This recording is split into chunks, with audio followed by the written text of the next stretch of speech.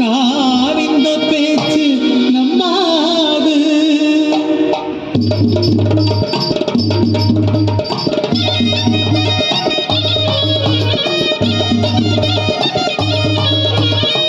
ஆனப்பாந்தம் போலனி ஆதிவாசி கோளனி ஆடிச்சூரடிக்கும் நவல தெய்வம் வாழണ കരിതാക കണ്ണുള്ള മലങ്കാടിത്തറയിന്മേൽ മലനിട്ട് പൂജിക്കും മലമണ്ണാറ് കോളനി.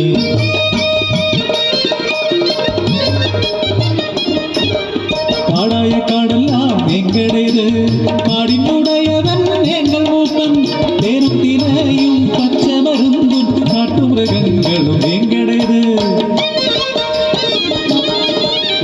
തുള്ളിത്തുള്ളിയൊഴുകുന്ന കാട്ടുചോലയുടെ തീരത്തുള്ളൊരു എങ്കടയൂരിൽ മുത്തപ്പൻ കാവിലെ മുടിയേറ്റ് കഴിഞ്ഞ്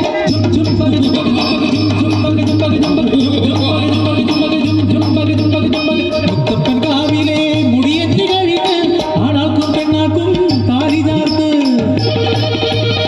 മൂപ്പന്റെ പുന്നാര കൊച്ചുമോ മാണിക്യം ഏഴകുള്ളൊരു കാക്കക്കറുമ്പൻ കുടികൊട്ടു പാട്ടിന്റെ താളത്തിലെന്ന് മാറയിട്ടെന്നെ സ്വന്തമാക്കി.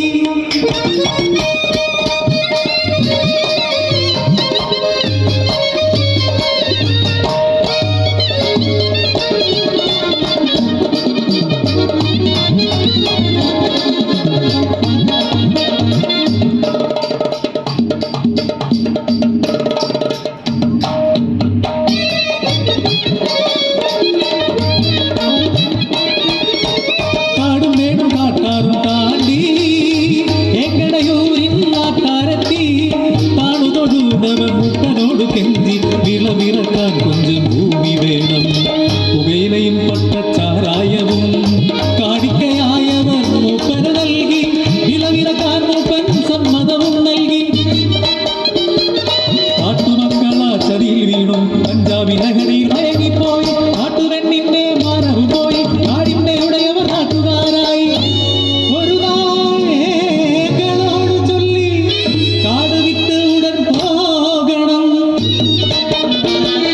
പൊട്ടിത്തെറിച്ചു ഞങ്ങൾ ഒത്തൊരുമിച്ചു നിന്നു ഗോത്രസഭ കൂടി ഞങ്ങളെന്ന് തലവനായി മാറനെ നിശ്ചയിച്ചു.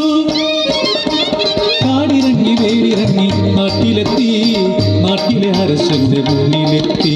കഥകേട്ട മാത്രയിൽ പുച്ഛിച്ചവർ ചൊല്ലി എളിപിന്നായി കൈ പട്ടയമുണ്ടോ ഏങ്ങളുടെ അമ്മയാം കാടിനു വേണ്ടി എങ്ങളെല്ലാം നാട്ടിൽ സമരം തുടങ്ങി. ഇൻക്ലാബ് സിന്ദാബാദ് ഇൻക്ലാബ് സിന്ദാബാദ്. അരശന്റെ കൊട്ടാര കെട്ടിനു മുന്നിൽ കുടിൽ കെട്ടി മാണിക്യം സമരം തുടങ്ങി. പത്രങ്ങളിലെല്ലാം പെരിയ വാർത്തയായി നാട്ടരശന്മാരെ കാണാൻ വന്നു. ആദിവാസി ഭൂമി തിരിച്ചു നൽകാമെന്ന് ഉറപ്പവർ നൽകി സമരവും തീർന്നു.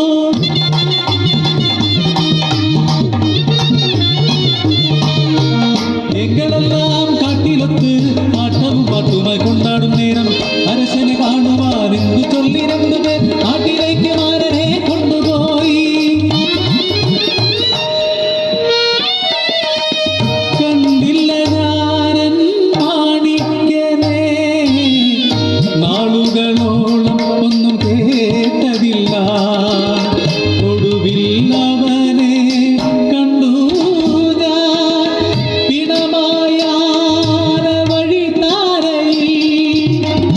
അമ്മയാം കാടിനു വേണ്ടി കുരുതിയായി മാറിയ മാണിക്യനേ.